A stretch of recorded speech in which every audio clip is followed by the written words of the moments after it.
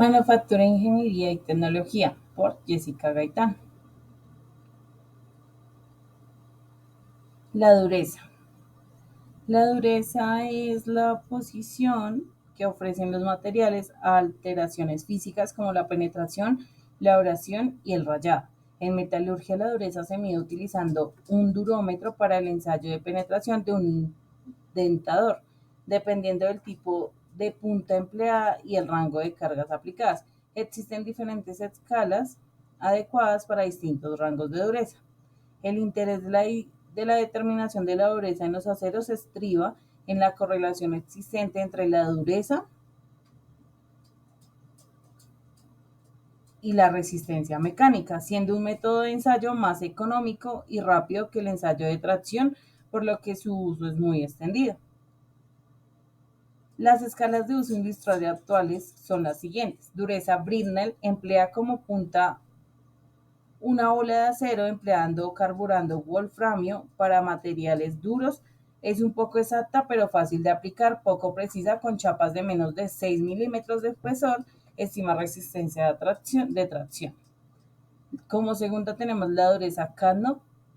Mide la dureza en valores de escalas absolutas y se valoran como las profundidades de señal grabadas sobre un material mediante un utensilio con una punta de diamante al que se le ejerce una fuerza estándar. Como tercero tenemos la dureza Rodwell. Se utiliza como punta un cono de diamante, en algunos casos bola de acero. Es más extendida ya que la dureza se obtiene por medición directa y es apto para todo tipo de materiales. Se suele considerar un ensayo no destructivo por el pequeño tamaño de la huella. Dureza Roswell mide en escalas absolutas de durezas, se expresa como la resistencia a la abrasión, medidas en prueba de laboratorio y tomando como base el corindon con un valor de 1000. Como quinta tenemos la dureza Shore, que emplea un escleroscopio, se deja caer un intentador a la superficie del material y se ve el rebote, es dimensional, pero consta de varias escalas. A mayor rebote, mayor dureza aplicable para controlar la calidad superficial. Es un método elástico, no penetración como los otros. La dureza Vickers emplea como penetrador un diamante con forma de pirámide cuadrangular para materiales blandos. Los valores de Vickers coinciden con los de la escala Britnell. Mejora del ensayo Britnell, efectúa ensayos de dureza, chapas hasta de 2 milímetros de espesor.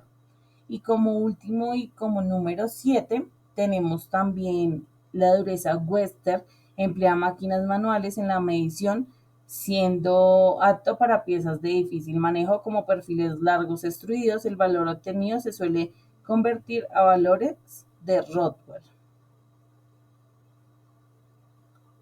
Ejemplos comunes de materia dura son la cerámica, el hormigón, ciertos metales y materiales súper duros que pueden contrastarse con la materia blanda. La dureza es una medida de la resistencia a la deformación plástica, localidad inducida por indención mecánica o abrasión. Seguimos con tensión,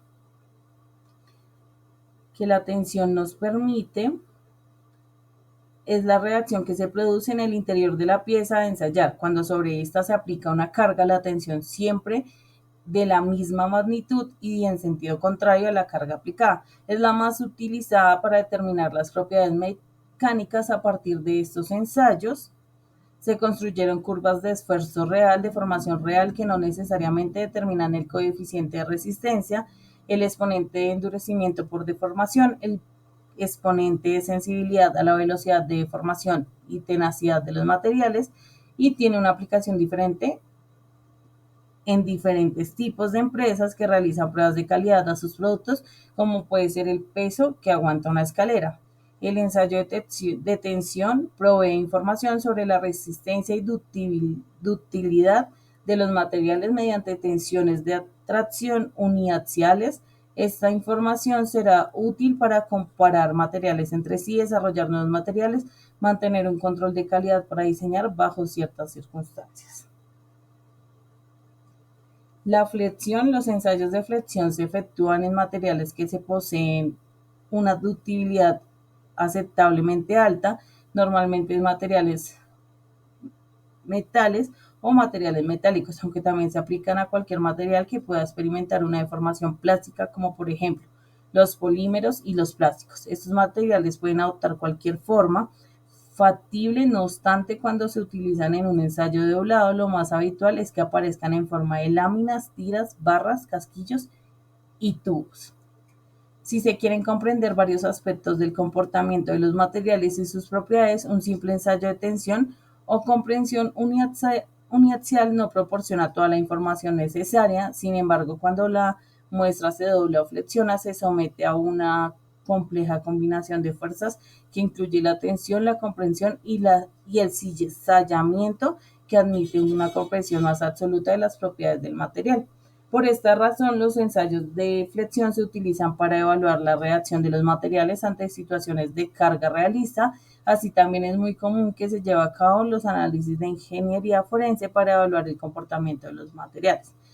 Los datos que se obtienen a partir de los ensayos de flexión son especialmente útiles cuando un material se va a utilizar como estructura de soporte. Por ejemplo, una silla de plástico tiene que dar soporte en muchas direcciones, mientras que las patas en comprensión cuando se utiliza. El asiento tendrá que soportar la fuerza de flexión aplicada por las personas sentadas. Los fabricantes no solo quieren ofrecer un producto que pueda soportar las cargas previas, sino que el material también deba volver a su forma original si se produce alguna flexión. Seguimos con impacto, que los ensayos de impacto son test de corta duración que nos brinda información sobre el comportamiento de fallo de materiales o componentes sometidos a cargas breves y a temperaturas variables. Los sistemas utilizados para ese tipo de ensayos son péndulos de impacto o máquinas de ensayo de caída libre. Todos los materiales se emplean diariamente con temperaturas oscilantes, como el comportamiento de la fractura. Depende de la temperatura, a menudo se ensayan materiales en todo el rango de temperaturas. De esta forma se observa qué temperatura y en qué medida se quiebra un material bajo influencia de la misma. Seguimos con fatiga. Es el daño o fallo producido en un material que se encuentra bajo una carga repetida, variable temporalmente. La fatiga se manifiesta a través de una deformación plástica denominada deformación microplástica. También indican el límite de resistencia a la fatiga o el límite de fatiga de los materiales, el máximo esfuerzo al que el material puede ser sometido sin falla por fatiga. Hay que tener en cuenta que algunos materiales no tienen límite de fatiga y su esfuerzo permisible debe ser reportado con respecto al número de ciclos de carga. Un ejemplo de su aplicación se puede visualizar en las chapas de la puerta. Para evaluar y reducir el peso, normalmente trabajan con acero. Seguimos con partículas magnéticas. Tienen la misión de detener en una pieza las posibles discontinuidades que haya no solo en la superficie, sino también en las proximidades de ella. El método se basa en la atracción de un polvo metálico aplicado sobre una superficie hacia las discontinuidades presentes en el material, bajo la acción de un campo magnético. La acumulación de este polvo metálico en torno a la discontinuidad revelará la localización de estas. Su aplicación consiste en detectar defectos superficiales, por ejemplo, debajo de una capa fina de pintura o a lo largo de un cordón de soldadura. Seguimos con ultrasonido. El método de ultrasonido en la ingeniería es utilizado en el ensayo de los materiales. Es una técnica de ensayos no destructivos, determinado como END, y tiene diversas aplicaciones, en especial para conocer el interior de un material o sus componentes según la trayectoria de la propagación de las ondas sonoras. Al procesar las señales de las ondas sonoras, se conoce el comportamiento de las mismas durante su propagación en el interior de la pieza, que depende de las discontinuidades del material examinado, lo que permite evaluar aquella discontinuidad acerca de su forma, tamaño, orientación debido a la discontinuidad o poner resistencia, conocida como impedancia acústica. El paso de una onda, las ondas pueden ser sónicas, comprenden en el intervalo de frecuencia de entre 20 a 50 kHz, y las ultrasónicas con frecuencias superiores a los 500. Seguimos con líquidos penetrantes.